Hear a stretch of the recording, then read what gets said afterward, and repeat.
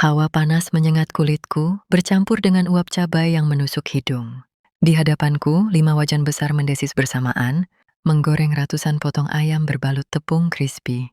Ini adalah jam makan siang di restoran ayam geprek sambal setan, dan antrian pembeli sudah mengular sampai ke parkiran. Aku, Ratna, berdiri di tengah kepulan asap ini sejak jam 4 pagi. Keringat membasahi daster kerjaku sampai lepek. Tanganku yang dulu halus kini penuh luka cipratan minyak dan kapalan bekas, memegang ulekan batu raksasa. Pesanan meja nomor 7 belum keluar. Ratna, kamu kerjanya lelet banget sih. Teriakan cempreng itu terdengar dari arah pintu penghubung dapur.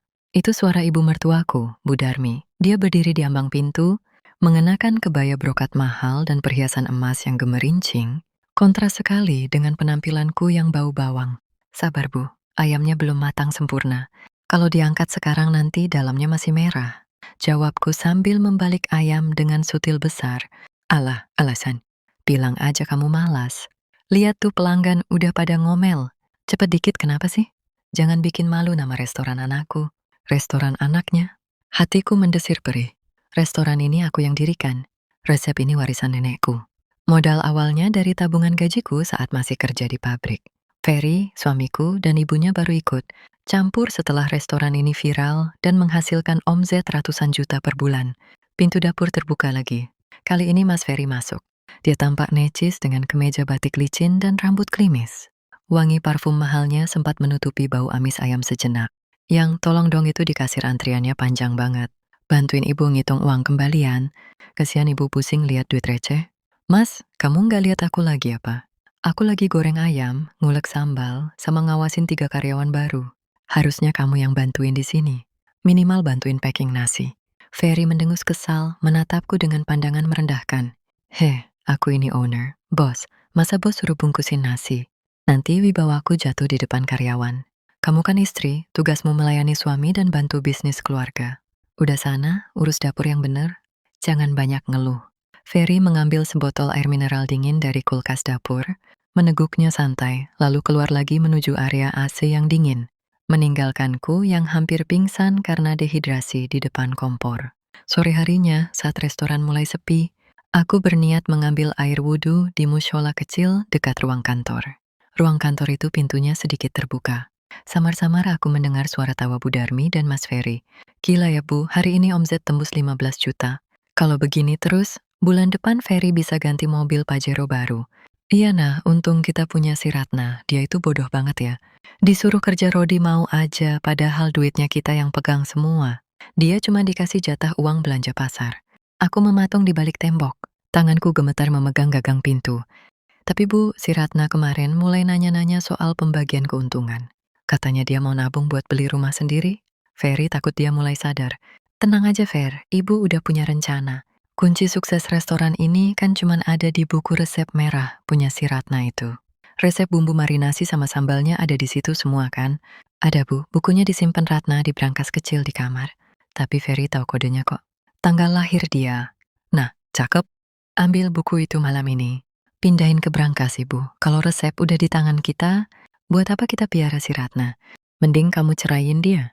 Kamu nikah lagi sama si Siska, anak teman arisan ibu yang cantik dan kaya itu. Ratna itu udah kucel, bau bumbu, gak pantas dampingin kamu yang sukses. Tawa mereka berderai lagi. Tawa yang terdengar lebih menyakitkan daripada cipratan minyak panas. Air mataku menetes tanpa suara. Jadi begitu, selama ini aku dianggap sapi perah, dan sekarang setelah susunya habis diperas, sapi ini mau disembelih? Aku menyeka air mataku kasar. Rasa lelah di tubuhku mendadak hilang, berganti dengan api amarah yang membara. Mereka menginginkan buku resep merah itu. Baiklah, akan kuberikan apa yang mereka minta. Tapi mereka lupa satu hal. Seorang koki sejati tidak pernah menuliskan rahasia utamanya di atas kertas. Aku berbalik arah, kembali ke dapur. Ini bukan untuk menangis, tapi untuk mempersiapkan hidangan penutup yang akan menghancurkan lidah dan hidup mereka selamanya. Malam itu, jam dinding menunjukkan pukul 11. Aku baru saja sampai di rumah kontrakan. Kami yang cukup mewah, hasil. Keringatku menggoreng ribuan ayam, tapi di atas namakan Ferry. Aku membuka pintu kamar dengan tubuh remuk redam, berharap bisa langsung merebahkan punggung di kasur empuk. Namun pemandangan di dalam kamar membuat rasa kantukku hilang seketika. Lemari pakaianku terbuka lebar. Baju-bajuku sudah berserakan di lantai. Dua koper besar menganga di atas kasur sudah terisi setengah asal-asalan. Ferry duduk di tepi ranjang, merokok santai. Di kursi santai di pojok kamar, Bu Darmi duduk sambil memegang kalkulator, wajahnya dingin tanpa senyum. Mas, ini ada apa? Kok bajuku dikeluarin semua? Tanyaku pura-pura bingung, padahal hatiku sudah siap menghadapi badai ini. Ferry menghembuskan asap rokoknya ke udara, lalu menatapku dengan tatapan yang asing. Tatapan yang tidak pernah kulihat saat kami masih merintis usaha dari nol di gerobak pinggir jalan. Kita selesai, Ratna. Aku menjatuhkan talak 3 padamu malam ini. Kalimat itu meluncur begitu ringan, seolah dia sedang memesan kopi, bukan menghancurkan rumah tangga yang sudah dibangun 5 tahun. Talak 3? Mas sadar ngomong apa? Apa salahku? Aku kerja banting tulang buat kamu, buat ibu. Salahmu adalah kamu nggak level sama kami. Potong Bu Darmi tajam. Dia bangkit dari kursi, melangkah mendekatiku dengan dagu terangkat. Lihat dirimu, Ratna. Dekil, bau bawang. Tangan kasar. Ferry itu sekarang pengusaha sukses, ketua asosiasi kuliner kota. Dia butuh pendamping yang berkelas, yang bisa dibawa ke pesta pejabat. Bukan tukang masak kayak kamu.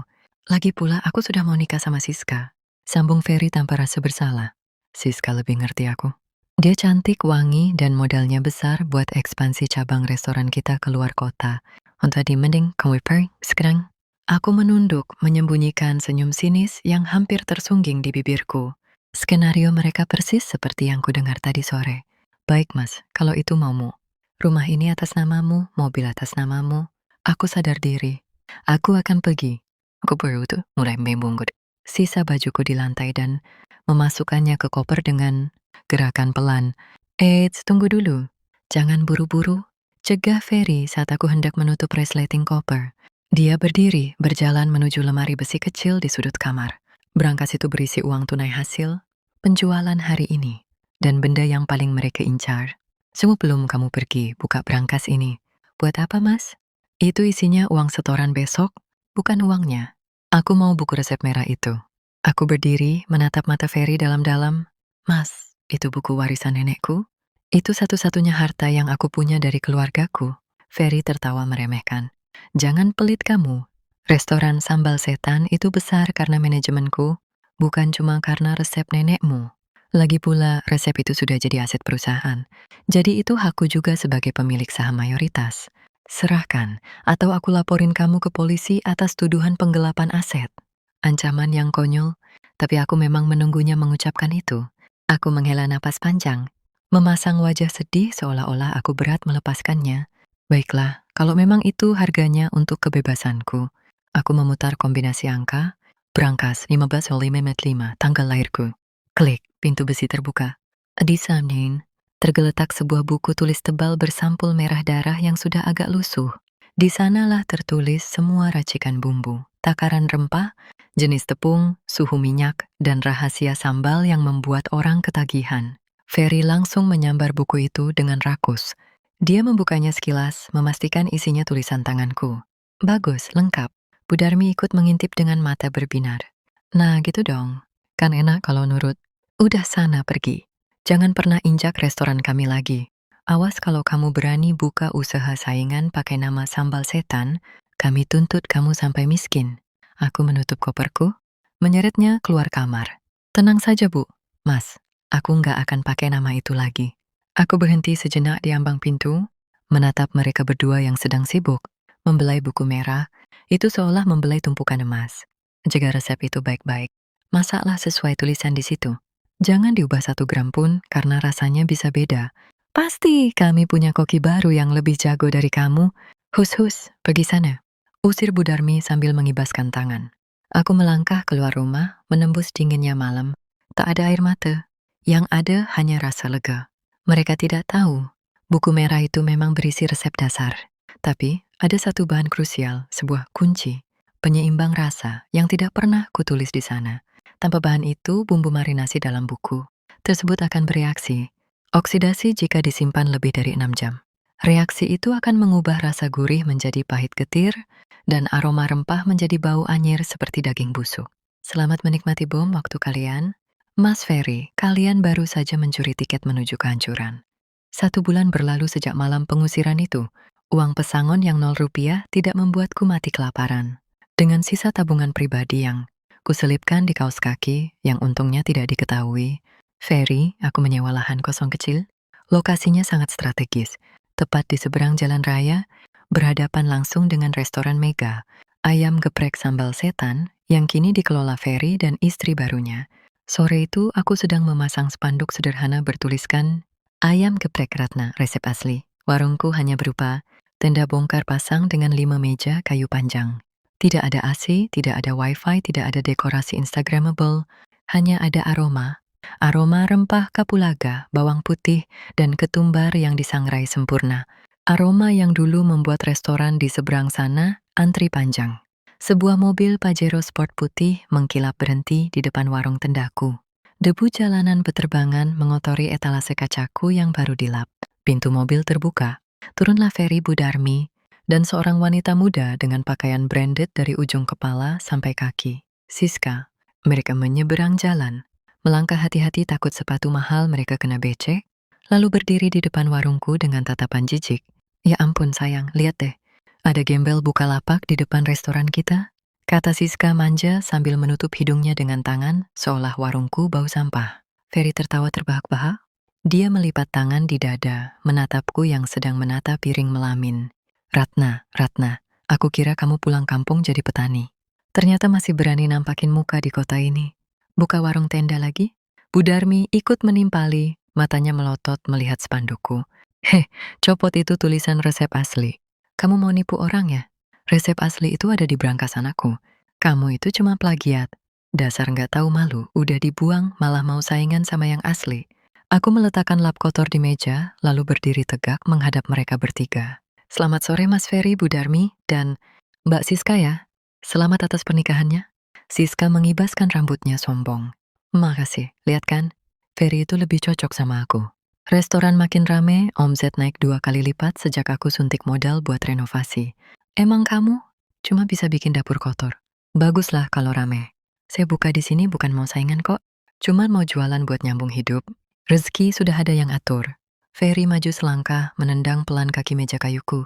Dengar ya Ratna, aku kasih kamu peringatan. Kalau sampai warung kumuhmu ini bikin pemandangan restoran kami jelek, aku bakal panggil Satpol PP buat gusur kamu. Lihat tuh restoran kami. Ferry menunjuk ke seberang jalan. Restoran sambal setan memang terlihat penuh sesak. Antrian ojek online mengular. Asap dari cerobong dapur mereka mengebul tebal. Kami pakai resep dari buku merah itu. Rasanya mantap. Pelanggan bilang nggak ada bedanya sama masakanmu. Itu bukti kalau kamu nggak spesial. Siapapun bisa masak kalau punya resepnya. Aku tersenyum tipis. Sangat tipis. Bener mas, siapapun bisa masak pakai resep itu. Tapi apa mas lupa? Bumbu di buku itu butuh perlakuan khusus. Maksudmu apa? Jangan nakut-nakutin. Bentak Budarmi curiga. Nggak ada apa-apa bu, cuman hidung saya mencium sesuatu yang beda dari asap dapur ibu di seberang sana. Aku menunjuk cerobong asap restoran mereka. Kalian baru ganti stok bumbu marinasi hari ini kan? Stok lama yang aku buat sebulan lalu pasti sudah habis kemarin. Ferry mengernyitkan dahi. Iya, emang kenapa? Koki baruku bikin bumbu baru tadi pagi persis sesuai takaran buku. Hasilnya enak kok. Tadi aku cicipin masih oke. Syukurlah kalau enak. Nikmati saja selagi bisa, Mas. Karena bumbu racikan nenekku itu punya nyawa. Dia setia sama tuannya. Kalau yang masak bukan tuannya, kadang dia bisa berubah jadi jahat. Siska tertawa mengejek. Halah mistik. Udah ayang, yuk balik. Panas di sini, bau keringat orang miskin. Biarin aja dia bangkrut sendiri. Nanti juga dia ngemis-ngemis minta kerja jadi tukang cuci piring kita. Mereka bertiga berbalik badan, berjalan angkuh kembali ke istana mereka di seberang jalan. Meninggalkanku yang masih berdiri tenang di bawah tenda terpal. Mereka tidak tahu. Dari sini, hidungku yang terlatih sudah bisa mencium bau itu. Samar-samar di antara wangi ayam goreng tercium aroma tengik. Seperti bau daging yang disimpan di suhu ruang terlalu lama. Itu adalah tanda oksidasi. Bumbu marinasi yang mereka buat tadi. Pagi tanpa air perasan jeruk nipis dan jahe. Gajah, bahan rahasia yang tidak kutulis di buku sedang bereaksi dengan protein ayam. Dalam hitungan 2 jam lagi, tepat saat jam makan malam dimulai, reaksi kimia itu akan mencapai puncaknya. Rasa gurih akan berubah menjadi pahit dan baunya akan menyerupai bangkai tikus. Selamat menyambut bencana. Mas Ferry, warung tenda ini siap menampung pelarian pelangganmu. Matahari sudah terbenam sempurna. Lampu-lampu neon di restoran Sambal Setan menyala terang benderang. Musik kekinian berdentum keras dari speaker, mencoba membangun suasana meriah. Dari warung tendaku di seberang jalan, aku bisa melihat antrian panjang di sana. Mas Ferry dan Siska berdiri di dekat pintu masuk, menyapa pelanggan dengan senyum lebar palsu. Selitzer adalah raja dan ratu kuliner. Sementara di warungku, hanya ada 2 orang tukang ojek yang sedang menikmati kopi. Sepi. Mbak Ratna, sabar ya. Rezeki nggak bakal ketuker. Ayam mbak ini padahal jauh lebih enak loh. Bumbunya ngeresep sampai tulang. Hibur salah satu tukang ojek itu. Aku tersenyum sambil mengipasi sate usus di atas panggangan arang. Asap wangi menyeruak ke udara, terbawa angin malam menyeberangi jalan raya. Makasih pak, santai saja. Sebentar lagi juga rame. Tepat pukul 7 malam. Jam makan malam puncak. Di dalam restoran seberang, seorang pelanggan berteriak. Suaranya cukup keras hingga membuat beberapa kepala menoleh. Mas, ini ayam apaan sih? Kok rasanya pahit? Ferry yang sedang main HP di meja kasir langsung sigap menghampiri. Pahit gimana mas? Itu bumbu rempah asli. Lidah mas aja kali yang lagi sariawan. Si pelanggan, seorang bapak-bapak bertubuh kekar, berdiri dengan wajah merah padam. Dia meludah ke tisu. Sariawan gundulmu. Coba situ cicipin. Ini pahit banget kayak makan obat. Baunya juga aneh. Kayak ada tikus mati. Suasana mendadak hening. Musik dimatikan oleh karyawan yang panik. Ferry tertawa meremehkan, mencoba mencairkan suasana. Si bapak bercanda aja. Tikus mati dari mana? Dapur kita higienis standar internasional. Sini saya coba. Ferry mengambil potongan ayam dari piring si bapak. Dengan percaya diri, dia menggigit daging paha ayam yang masih hangat itu. Kunyah, kunyah. Wajah Ferry berubah drastis. Matanya melotot. Wajahnya yang putih mendadak hijau. Huwek. Ferry memuntahkan ayam itu ke lantai. Rasa pahit yang menyengat langsung menyerang pangkal lidahnya, disusul aroma busuk yang menusuk hidung begitu daging itu terkoyak. Bukan hanya pahit, baunya benar-benar seperti bangkai yang sudah membusuk berhari-hari. Ini kenapa rasanya begini? Teriak Ferry panik pada pelayan. Panggil koki kepala, cepat. Belum sempat pelayan berlari, kekacauan menyebar seperti virus. Pelanggan di meja lain mulai mencium bau busuk yang menguar dari piring mereka. Masing-masing. Wek, mah, jangan dimakan. Bau banget. Seorang ibu menjauhkan piring dari anaknya. Mas, ini ayam tiran ya? Kalian jualan bangkai? Teriakan marah mulai bersahut-sahutan. Yang lebih parah, di pojok ruangan ada seorang food vlogger terkenal yang sedang live streaming. Dia baru saja menyuapkan sesendok besar ayam geprek ke mulutnya. Di depan ribuan penonton online. Detik berikutnya, si vlogger muntah menyembur ke arah kamera HP-nya. Guys, jangan makan di sini. Sumpah ini racun. Gue mau muntah. Rasanya kayak sampah busuk.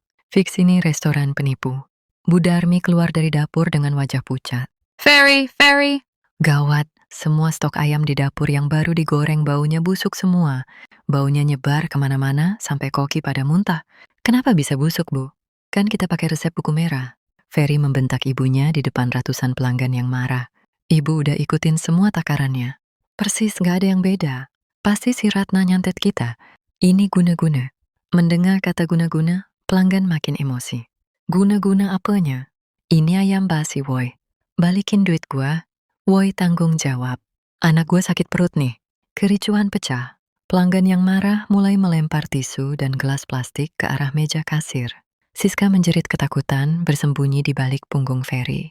Balikin uang kami, atau kami lapor polisi. Ferry panik, keringat dingin membanjiri kemeja batiknya. Tenang semuanya. Kasir akan kembalikan uang. Tolong jangan anarkis. Pintu kaca restoran terbuka lebar-lebar karena pelanggan berhamburan keluar, tidak tahan dengan bau anyir yang makin menyengat karena terperangkap AC. Mereka berlarian ke parkiran, ke pinggir jalan, mencari udara segar. Dan saat itulah angin malam berhembus, membawa aroma sedap dari warung tendaku di seberang jalan. Wangi ayam goreng bawang putih yang gurih, segar, dan menggugah selera. Hidung-hidung yang tersiksa bau bangkai itu kini dimanjakan oleh aroma masakanku. Cium enggak? Wangi banget ayam goreng di seberang, kata si bapak yang tadi komplain pertama kali. Iya, itu warung ayam geprek Ratna. Tulisannya resep asli. Bapak itu menoleh ke warung tendaku, lalu perutnya berbunyi keroncongan karena belum sempat makan. Bodo amat. Gue lapar. Gue mau nyebrang. Daripada makan bangkai di sini. Satu orang menyeberang, dua orang menyeberang, lalu puluhan orang mengikuti. Seperti semut gula, kerumunan pelanggan yang kecewa itu migrasi massal dari restoran mewah yang bau busuk menuju warung. Tendaku yang sederhana tapi wangi surga. Mbak Ratna, pesan 5 porsi, yang pedas. Mbak, saya 10 porsi bungkus. Buat ngilangin rasa pahit di mulut nih. Warungku mendadak penuh sesak. Tukang ojek yang tadi santai, kini ikut sibuk membantuku mengambilkan nasi karena aku kewalahan. Di seberang jalan, dari balik kaca restoran yang kini kosong melompong, aku melihat Ferry, Siska, dan Bu Darmi berdiri mematung. Wajah mereka hancur. Mereka memegang buku resep merah itu dengan tangan gemetar. Aku melambaikan tangan pada mereka sambil tersenyum manis, lalu kembali menggeprek ayam pesanan pelanggan. Pelajaran nomor 1 di dapur, Mas Ferry, jangan pernah mencuri resep koki kalau kamu tidak tahu jiwa dari masakan itu. Karena tanpa stabilizer alami jeruk nipis dan jahe, bumbu marinasi itu hanyalah bom waktu yang membusuk. Malam ini, bom itu meledak tepat di wajah kalian. Seminggu setelah insiden ayam bau bangkai itu, pemandangan di jalan raya tempat kami berjualan berubah total. Restoran mewah sambal setan yang dulu megah kini gelap gulita. Tidak ada lagi lampu neon, tidak ada lagi musik jedak-jeduk. Di pintu kacanya yang kotor oleh lemparan telur busuk dari warga yang marah, tertempel stiker besar berwarna merah menyala dengan tulisan kapital hitam, disegel dalam pengawasan Dinas Kesehatan dan Kepolisian. Garis polisi berwarna kuning melintang di depan pintu masuk. Puluhan laporan keracunan makanan masuk ke kantor polisi. Video vlogger yang muntah darah, ternyata saus sambal campur muntahan, viral sampai masuk berita nasional dengan judul bombastis. Restoran viral diduga pakai ayam tiren dan pesugihan gagal. Sementara itu, tepat di seberangnya, aku sedang sibuk memotong pita. Bukan pita warung tenda lagi, tapi pita peresmian ruko 2 lantai. Ya, berkat viralnya warung tendaku sebagai penyelamat lidah malam itu, investor berdatangan. Salah satu pelanggan setiaku ternyata pemilik ruko kosong di sebelah warung tendaku. Dia menawariku tempat dengan sistem bagi hasil. Hari ini ayam geprek Ratna resmi menempati gedung permanen. Alhamdulillah sah. Teriak para karyawan baruku yang sebagian besar adalah mantan karyawan. Ferry yang dipecat sepihak tanpa pesangon. Mereka bersorak sambil bertepuk tangan. Di tengah keramaian itu, aku melihat keributan di parkiran restoran seberang. Ferry, Bu Darmi, dan Siska sedang berdiri di samping mobil Pajero yang banyak kempes. Ya, mereka berteriak-teriak saling menyalahkan. Aku balikin uangku Ferry. 500 juta sekarang. Teriak Siska histeris sambil memukul dada Ferry dengan tas mahalnya. Sabar dong sis, asetku lagi dibekukan polisi. Rekening resto diblokir buat ganti rugi korban keracunan. Kamu sebagai istri harusnya dukung suami. Istri? Najis. Aku mau cerai. Aku nggak sudi punya suami penipu dan bangkrut kayak kamu. Mobil ini aku sita sebagai jaminan. Siska merampas kunci mobil dari tangan Ferry, mendorong Bu Darmi yang mencoba menghalanginya sampai jatuh terduduk ke aspal, lalu masuk ke mobil dan tancap gas. Siska, tunggu, Siska. Ferry mengejar mobil itu tapi sia-sia. Dia ditinggalkan di pinggir jalan bersama ibunya yang meratap. Hancur semua Fer. Ini pasti gara-gara si Ratna. Rinti Bu Darmi sambil memegangi lututnya yang lecet. Ferry menoleh ke arah rukoku. Matanya merah penuh dendam. Dia melihat karangan bunga berjejer di depan rukoku. Dia melihat antrian pelanggan yang tertib. Dia berjalan menyeberang jalan dengan langkah lebar, menyeret ibunya. Dia menerobos antrian, langsung menuju meja kasir tempatku berdiri. Ratna, keluar kamu. Bentak Ferry keras, membuat suasana ruko hening seketika. Aku memberi isyarat pada satpam untuk tenang. Aku keluar dari balik meja kasir, menghadapi mantan suamiku itu dengan dagu terangkat. Ada apa lagi mas? Mau pesan ayam? Maaf, kami nggak jual ayam busuk kayak di seberang. Jaga mulutmu. Kamu kan yang bikin restoran kami hancur. Tunjuk Ferry tepat di depan wajahku. Kamu main dukun kan? Kamu kirim santet biar masakan kami bau bangkai. Ngaku kamu. Dasar wanita musyrik. Bu Darmi ikut menimpali dengan suara serak. Iya, pasti dia taruh tanah kuburan di depan resto kita. Resep di buku itu sudah benar. Nggak mungkin salah. Pasti ada guna-guna. Aku tertawa. Tawa yang lepas dan renyah. Para pelanggan ikut tertawa melihat kebodohan mereka. Mas Bu, hari gini masih percaya santet? Ini namanya sains. Kimia pangan. Aku mengambil toples kaca kecil dari laci kasir. Di dalamnya ada cairan bening kekuningan. Kalian tahu kenapa ayam kalian busuk? Karena di buku resep itu, aku sengaja tidak menuliskan satu bahan penyeimbang, jeruk nipis dan ekstrak jahe kaja. Aku menggoyangkan toples itu di depan mata mereka. Bumbu rempah yang kalian curi itu sifatnya oksidatif. Kalau kena udara panas tanpa zat asam penyeimbang ini, reaksinya cepat. Dalam 2 jam, protein ayam akan rusak dan membusuk. Makanya baunya kayak bangkai. Fairy melongo. Mulutnya terbuka tapi tidak ada suara yang keluar. Jadi, bukan santet? Bukan, itu murni kebodohan kalian. Kalian pikir masak itu cuma cemplung-cemplung bumbu? Masak itu butuh ilmu, Mas. Dan yang paling penting, aku menatap Bu Darmi tajam. Masak itu butuh hati yang bersih. Kalau niatnya nyuri, hasilnya ya bau busuk. Sesuai sama hati pelakunya. Fairy lemas. Kakinya goyah. Dia baru sadar bahwa dia kalah bukan karena hal mistis, tapi karena dia meremehkan kemampuan istrinya sendiri. Ratna, tolong. Suara Ferry berubah memelas. Egonya runtuh seketika saat sadar dia tidak punya apa-apa lagi.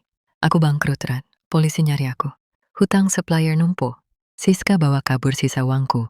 Tolong, pinjemin aku uang buat bayar denda. Atau, izinin aku kerja di sini. Jadi tukang parkir juga nggak apa-apa. Bu Darmi bahkan sudah bersimpuh di kakiku, memegang ujung celanaku. Nduk, Ratna, maafin ibu. Ibu khilaf. Ibu tua, mau makan apa kalau Ferry di penjara? Aku menarik kakiku mundur, tidak sudi disentuh. Maaf Mas Ferry Bu Darmi, lowongan sudah penuh. Dan soal uang, bukannya di brankas ibu masih banyak? Oh iya, lupa. Uangnya kan hasil nyuri resep orang, jadi nggak berkah ya. Aku memanggil satpam dengan lambaian tangan. Pak, tolong antarkan bapak dan ibu ini keluar. Baunya mengganggu selera makan pelanggan saya. Pak Satpam berbadan kekar langsung mengapit lengan Ferry dan Bu Darmi, menyeret mereka keluar dari ruko. Ratna, tegak kamu Ratna? Aku ini suamimu, mantan suami Mas. Dan jangan lupa, talak 3 itu nggak bisa ditarik lagi. Pintu kaca ruko tertutup rapat. Dari dalam, aku melihat mereka berdua berdiri di trotoar panas, bingung, lapar, dan tidak punya tujuan. Persis seperti keadaanku malam itu saat mereka mengusirku. Roda kehidupan itu bulat, Mas, dan hari ini, rodanya baru saja melindasmu sampai kepeng. 6 bulan berlalu, roda nasib berputar begitu cepat dan kejam bagi mereka yang serakah. Siang itu, matahari bersinar terik di atas kota. Ruko ayam geprek Ratna kini sudah ekspansi menjadi 2 lantai full. Karyawanku sudah bertambah menjadi 20 orang. Aku tidak lagi berdiri di depan kompor panas. Tugasku kini memantau manajemen dan menyapa pelanggan VIP di lantai 2. Saat aku hendak masuk ke mobil untuk pergi ke bank, mataku menangkap pemandangan menyedihkan di trotoar depan ruko. Ada 2 sosok manusia lusuh duduk beralaskan kardus bekas di dekat tiang listrik. Pakaian mereka kusam, rambut acak-acakan, dan kulit mereka terbakar matahari. Di hadapan mereka ada sebuah kaleng bekas biskuit yang kosong. Itu Ferry dan Bu Darmi. Kabarnya, setelah restoran disegel dan Siska kabur membawa sisa aset, Ferry dikejar-kejar penagih utang, debt collector. Karena pinjaman modal usaha yang macet, rumah mewah mereka disita bank. Bu Darmi terkena stroke ringan karena shock, membuat jalannya kini benar-benar pincang, bukan akting lagi. Seorang karyawanku hendak mengusir mereka. Hus, hus! Jangan ngemis di sini. Ganggu pelanggan? Ferry menunduk, mengangkat tangannya memohon. Tolong mas, minta nasi sisa sedikit saja. Ibu saya belum makan 2 hari. Aku turun dari mobil. Karyawanku yang melihatku langsung minggir. Biar saya yang urus, Pak. Aku berjalan mendekati mereka. Sepatu hak tinggiku berbunyi tak-tak di atas aspal. Suara yang dulu sangat dibenci Bu Darmi saat aku pakai di rumah. Ferry mendongak. Matanya yang cekung membelalak saat melihat siapa yang berdiri di hadapannya. Ratna? Suaranya parau, pecah oleh rasa malu yang amat sangat. Dia berusaha menutupi wajah ibunya dengan kain sarung kusam, tak sanggup membiarkan mantan menantunya melihat kondisi mereka yang sehina ini. Aku tidak berkata apa-apa. Aku memberi isyarat pada karyawanku, ambilkan 2 paket ayam geprek spesial. Sambalnya dipisah. Jangan lupa air mineral dingin. Siap, Bu. Tak lama kemudian, karyawanku kembali membawa bungkusan aroma surga itu. Aku mengambilnya, lalu berjongkok di hadapan Ferry. Bukan untuk merendahkan diri, tapi untuk mensejajarkan mata. Nih mas, makanlah, ini halal. Dimasak dengan resep nenek yang dulu kalian curi, tapi kali ini dimasak dengan hati yang ikhlas. Ferry gemetar menerima bungkusan itu. Air matanya menetes, jatuh ke atas plastik putih nasi bungkus. Rat, maafin aku. Aku nyesel, Rat. Sumpah aku nyesel. Sudahlah, Mas. Penyesalan itu nggak bisa bayar utang, nggak bisa balikin waktu. Aku menatap Bu Darmi yang menunduk dalam, tak berani menatap wajahku. Mas Bu, ingat satu hal. Resep itu nggak pernah salah. Bumbunya nggak pernah berniat jahat. Yang salah itu hati kalian. Bumbu masak itu butuh cinta, bukan keserakahan. Kalau dimasak pakai hati busuk, ya hasilnya busuk. Aku berdiri, merapikan blazerku, habiskan makanannya. Setelah itu, tolong pergi dari sini. Jangan pernah kembali lagi. Saya mau sudah memaafkan, tapi saya tidak mau melihat masa lalu lagi. Ratna, terima kasih. Terima kasih. Ferry menangis terseduh-seduh sambil membuka karet nasi bungkus dengan tangan gemetar. Dia menyuapi ibunya yang stroke dengan lahap, seolah itu adalah makanan terlezat yang pernah mereka rasakan seumur hidup. Aku masuk ke dalam mobil. Jalan, Pak. Mobilku melaju pelan meninggalkan ruko. Dari kaca spion, aku melihat titik kecil di trotoar itu. Titik masa lalu yang sudah kutinggalkan jauh di belakang. Langit hari ini cerah sekali. Aroma kebebasan ternyata jauh lebih sedap daripada resep rahasia manapun.